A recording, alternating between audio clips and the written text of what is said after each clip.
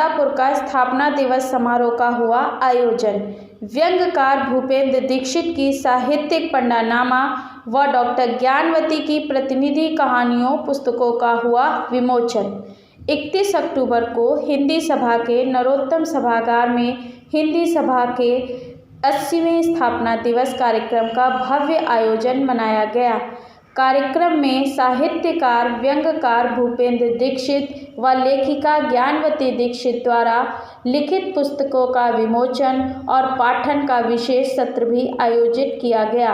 हिंदी सभा की स्थापना वर्ष 1940 में आचार्य कृष्ण बिहारी मिश्र, डॉक्टर नवल बिहारी मिश्र व विशंबर नाथ मेहरोत्रा जी द्वारा पुरुषोत्तम दास टंडन की प्रेरणा से की गई थी। कृष्ण बिहारी माधुरी पत्रिका के संपादक भी रहे। कोरोना के चलते इस बार अधिवेशन तो दिसंबर माह में होगा, पर स्थापना दिवस तय समय पर ही मनाया गया। भूपेंद्र दीक्षित का साहित्यिक पंडानामा व्यंग्य विधा में लिखा गया ग्रंथ है। मुख्य अतिथि प्रसिद्ध उपन्यासकार फिल्मकार महेंद्र भीष्म ने कहा कि पंडानामा साहित्य के मठाधीशों पर संभवतः प्रथम ऐसा अभिलेख है जो हानि लाभ के गणित से परे उनके प्रत्यक्ष एवं परोक्ष कृत्यों को जस का तस प्रस्तुत करता है। वर्तमान समय में साहित्य जगत में व्याप्त कुरीतियों, आधुनिकता के आडंबर तले स्थापित वैज्ञानिक मानदंडों को ध्वस्त करने का उपक्रम तथा प्रतिभा के सहज अबाध्य गति को अवरुद्ध करने जैसे प्रपंच के विरुद्ध पंडानामा एक प्रबल नांद है। कार्यक्रम अध्यक्ष हिंदी सभा के अध्यक्ष आशीष मिश्रा ने कहा, डॉक्टर ज्ञानवती की प्रतिनिधि कहानियाँ अपने आसपास की घटना अनुभवों को सहजता से अपने लेख द्वारा प्रस्तुत करती हैं। संरक्षक रमन त्रिवेदी ने सभी साहित्यकारों को सम्मान किया। हिंदी सभा के महामंत्री रजनीश मिश्र ने कहा, दलहन तिलहन चाउर पिसान किताब सच्चिदानंद शलभ कृत्य दलहन तिलहन चाउर पिसान किताब का प्रकाश डाला। कार्यक्रम में आशीष कुलश्रेष्ठ, सुकवि संपत्ति कुमार मिश्र, भ्रमर बैसवारी, सुरेश तिवारी, रमाशंकर मिश्र, भानु चतुर्वेदी, दिनेश मिश्र, प्रदीप जी, सुषमा मोहन पांडे, GL गांधी, अविरल सिंह, विनय सिंह आदि लोग शामिल रहे। संचालन रजनीश मिश्र ने किया। सभी सीतापुर के जो विद्वान हैं उनको मेरा सादर प्रणाम। मैं आज हिंदी सभा में दूसरी बार उपस्थित हुआ हूँ और वो भी शायद स्थापना दिवस था। मैं आज के सभापति आशीष मिश्रा जी व आदरणीय सलभ जी के प्रति बहुत ही श्रद्धा भाव रखता हूँ। और आज भूपेंद्र दीक्षित जी का पंडानामा, डॉक्टर ज्ञानवती दीक्षित जी का कहानी संग्रह व सलभ जी का काव्य संग्रह विमोचित हुआ।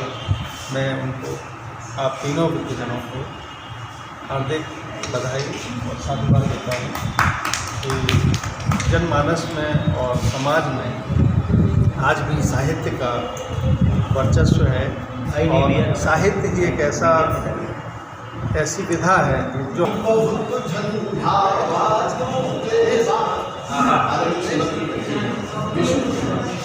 और इनसे हम लोग शिक्षा ग्रहण करते हैं कि बहुत के बाद पाए रघुनंदन बहुत के बाद पाए रघुनंदन अवधुरे अद्वितीय आनंद हुआ पुर में परमानंद अवध में अद्वितीय आनंद हुआ पुर में परमानंद प्रफुल्ल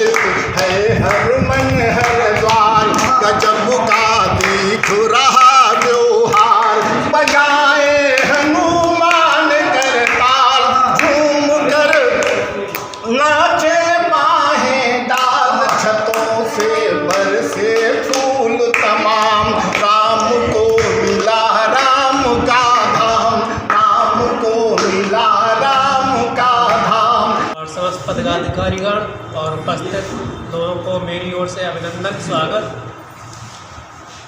मुझे संचालक महोदय ने कुछ दो शब्द बोलने के लिए बोला है, तो इसी क्रम में मैं सबसे पहले यहाँ सीतापुर की धरती पर आकर और हिंदी सभा की इस क्षेत्र में आकर स्वयं को गौरवान्वित महसूस कर रहा हूँ कि 1940 में स्थापित एक संस्था जो आज भी अनवरत अपना कार्य ध्येय को पूर्णता की ओर ले जाते हुए यहाँ पर स्थापित है। इसके लिए मैं उनकी कमेटी संघ जो भी है उनको बहुत बहुत साधुवाद देता हूँ। और अभी मैं गाड़ी से आ रहा था तो मुझे जैसे कि बताया गया था कि सीतापुर में एक कार्यक्रम है और ज्ञानवती दीदी भी वहाँ पर है, उनकी किताब का विमोचन है और आज इनसे ही मेरा परिचय हुआ है। तो गाड़ी में चलते चलते ही मैंने कुछ लिखा। तो खैर बहुत आज का आयोजन बहुत अच्छा रहा। ग्रामोदय टुडे के भी भैया हमारे बीच में अपने समाचार पत्र के साथ आए, हम आपको प्रणाम करते हैं, नमन करते हैं। आपका समाचार पत्र हमारे हिंदी सभा से भी जुड़े और एक उसमें भूपेंद्र जी उप संपादक हैं, तो मैं चाहूँगा कि हिंदी सभा की गतिविधियों पे आप कुछ उसमें जगह दें, जिससे जो हमारी संचालित भैया करते हैं, जो रविवार को गोष्ठी होती है और उसमें जो कार्यशाला होती है उस पर भी आए, क्योंकि ये सभा आप लोगों की है और आप लोगों के द्वारा चल रही है। तो इसमें आप लोगों का सहयोग हो। हमारी देवियाँ, माताएँ, बहनें हमारी आई, हमारे मीडिया ने इसका बढ़िया कवरेज किया और ये भव्य कार्यक्रम आप चाहते भूपेंद्र जी तो इस अद्भुत ग्रंथ का और आप बहन बहुत बड़ा आयोजन कर सकते थे।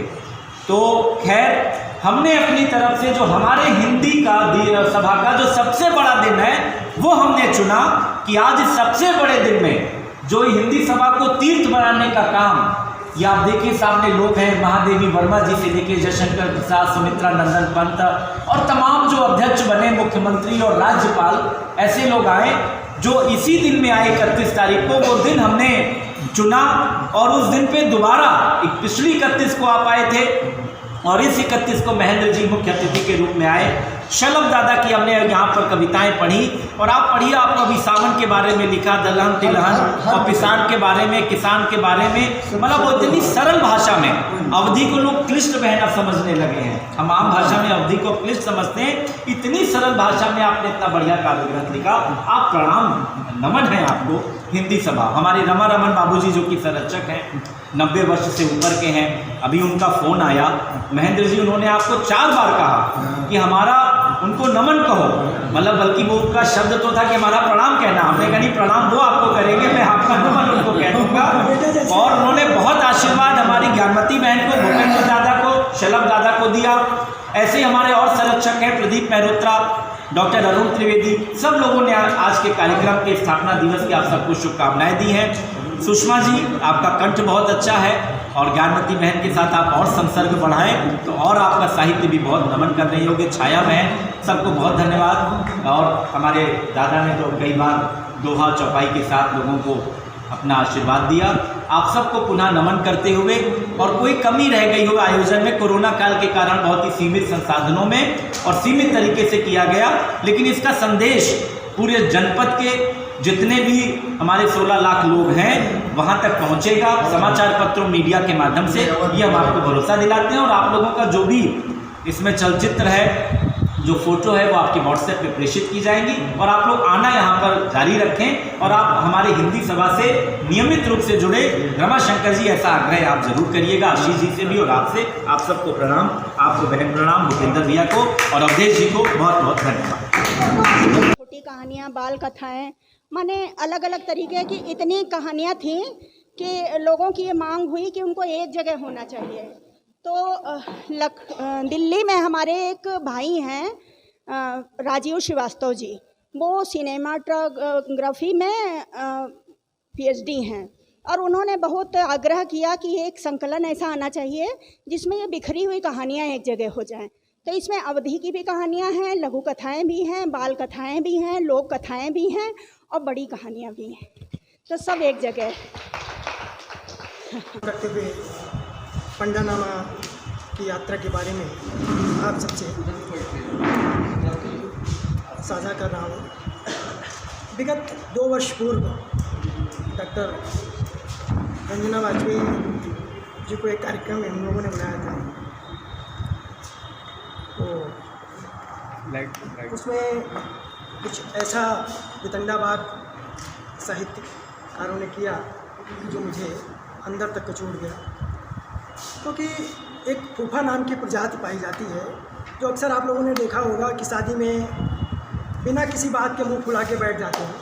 इसी तरीके के से साहित्य में भी एक फूफा नाम की प्रजाति उत्पन्न हो गई है।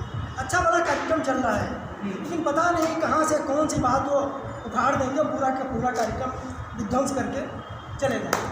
तो इस साहित्य के जो फूफा हैं, इन्हीं फूफा से मैंने शुरुआत की थी साहित्यिक पंडा नामा की यात्रा, वहीं से शुरू हुआ। और साहित्यिक फूफाओं की धुलाई बराबर चल रही है।